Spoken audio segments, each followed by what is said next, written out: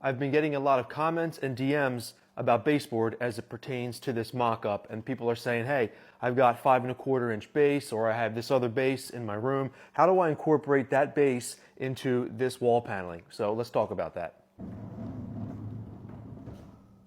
On this smaller mock-up, I recreated what we already had on the larger mock-up as far as the vertical 1x4s, the horizontal 1x4 at the bottom. I wrapped this corner similar to how we did on the mock-up previously.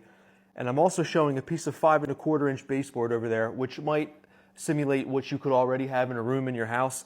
And you're thinking about doing this detail, but wondering how you can incorporate this into that 5¼ inch base. Because as you can see, if we took another piece of 5¼ inch base and went on top of this, we're totally losing that 1x4 on the bottom. So what can you do to make this look decent?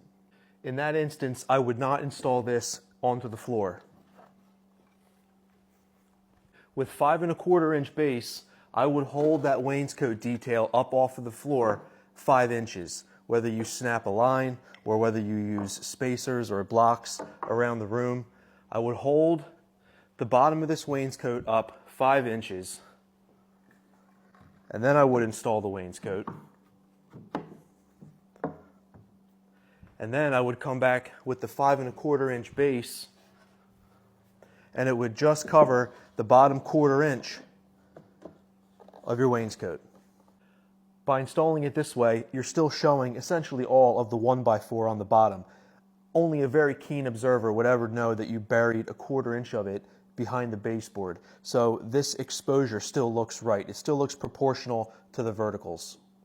So if I was starting this install from scratch in a room that had that 5¼ inch base all the way around the room, I would take the base off of the wall completely where you're planning to do your wainscot, and the wall that you're going to intersect into,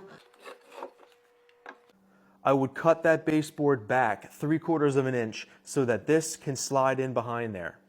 And then I would go ahead and just make a cope cut on the end of this, which will allow you to just match the profile on this piece, and you won't have to go ahead and tear this whole piece off down the room to miter that.